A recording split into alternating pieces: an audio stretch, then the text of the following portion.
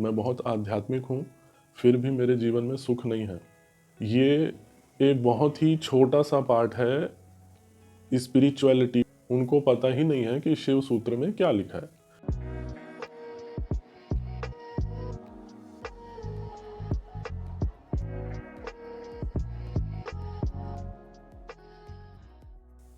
बहुत सारे लोग बोलते हैं कि मैं पूजा करता हूँ या करती हूँ, फिर भी मेरे को शांति नहीं मिलती है। मैं बहुत आध्यात्मिक हूँ, फिर भी मेरे जीवन में सुख नहीं है।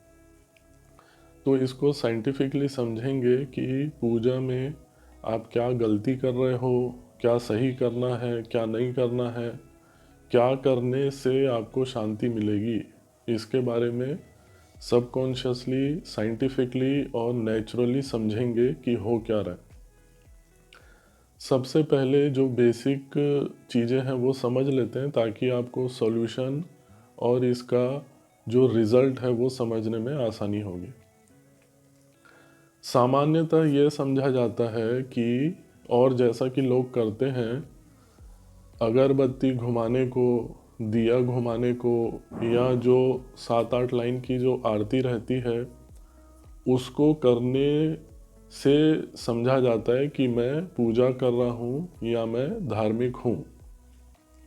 ये जो आप दिया जलाते हो और अगरबत्ती घुमाते हो 15-20 मिनट के लिए, ये एक बहुत ही छोटा सा पार्ट है स्पिरिचुअलिटी को समझने के लिए। ये सिर्फ एक छोटा सा दरवाज़ा है ताकि आप उसकी तरफ अट्रैक्ट हो। सबसे जो पहला और इम्पॉर्टेंट स्टेप है जो करना रहता है स्पिरिचुअलिटी में, वो ये है कि फॉर एग्ज़ाम्पल आप शिव भगवान की पूजा कर रहे हो, तो 99% लोग जो शिव सूत्र शिव भगवान ने लिखा है उसको पढ़ते ही नहीं है। उनको पता ही नहीं है कि शिव सूत्र में क्या लिखा है। शिव भगवान ने दो लिखा है, एक सूत्र के रूप में लिखा है और एक भजन के रूप में लिखा है। तो बहुत सारे लोगों को तो पता ही नहीं है कि उन्होंने दो चीज़ें लिखी हैं।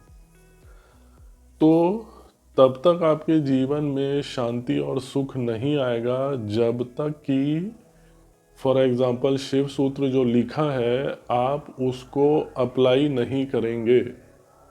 अप्लाई तो आप तब करेंगे ना कि जब उसको आप थ्योरेटिकली पढ़ेंगे। थ्योरेटिकली पढ़ते ही नहीं है किताब को, तो स्वाभाविक है आपको कुछ पता ही नहीं है।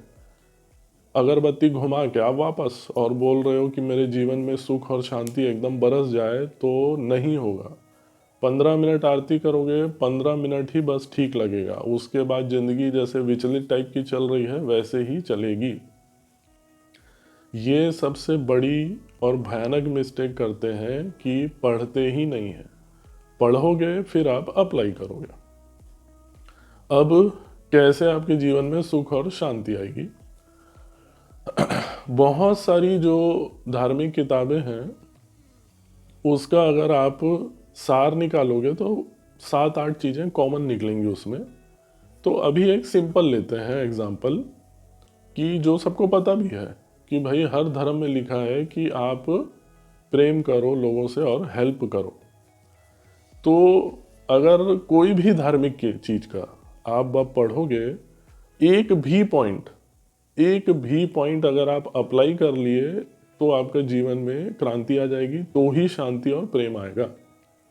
फॉर एग्जाम्पल इसी का लेते हैं कि भाई सबको प्रेम करो। तो सबको प्रेम करने की तो बात छोड़ो, जो आपके घर के फैमिली मेंबर हैं, जो क्लोजेस्ट हैं, जो ब्लड रिलेशन के 4 लोग हैं और आपका चाचा चाची मामा, जो जो फैमिली से जुड़े जो 15-20 लोग हैं, वो ही तो आपस में प्रेम नहीं कर पा रहे हैं, तो फिर लोगों की तो आप बात ही छोड़ दो।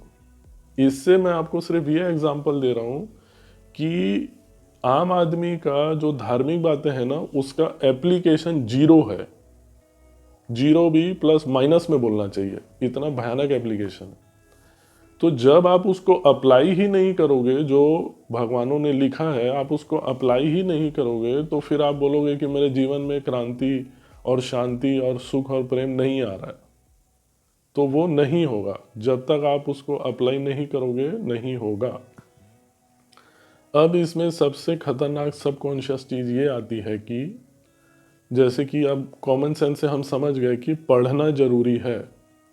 आपको जान के हैरानी होगी कि पढ़ने की भी तो इच्छा होनी चाहिए ना उसको। पढ़ने के लिए भी थोड़ी सी शांति चाहिए इंसान को। थोड़ा सा शांत आदमी ही धार्मिक किताबें पढ़ेगा। तो वो थोड़ी सी शांति के लिए आपको 4 चीज़ें करनी है। सांस पे ध्यान लगाने वाला मेडिटेशन, आपकी फेवरेट एक्सरसाइज आपको डेली करनी है, और ओशो और ईशा फाउंडेशन वाले जो सदगुरु हैं उनको आपको थोड़ा थोड़ा सुनना है, ताकि आपको, जैसे अभी मैं थ्योरेटिकली बता रहा हूँ, थोड़ा सा बेसिक समझ में आए, ताकि आप आकर्षित हो वो पढ़ने के लिए। और चौथा और मोस्ट इम्पोर्टेंट, आपकी डेली लाइफ में क्या चेंजेस करने हैं और आपके खाने पीने में क्या चेंजेस करने हैं, उसके लिए आप नंबर दिया है उस पर कॉल कर सकते हैं। स्पेसिफिकली आपकी सिचुएशन को देखते हुए हम आपको गाइड अच्छे से कर पाएंगे।